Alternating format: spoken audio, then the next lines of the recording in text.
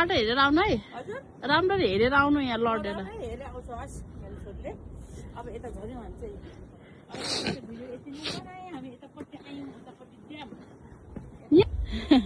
hello mummy यता video hello mummy हामी यता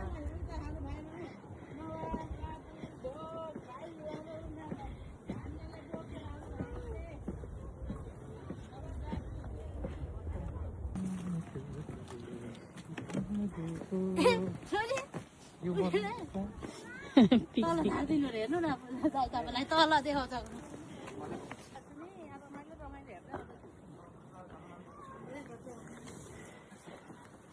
ठाउँ चाहिँ राम्रो रहेछ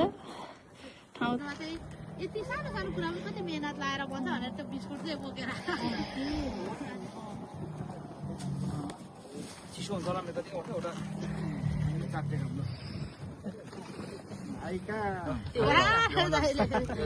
त्यो भन्नु चाहिँ अब सम्पूर्ण नबोली आशीर्वाद धेरै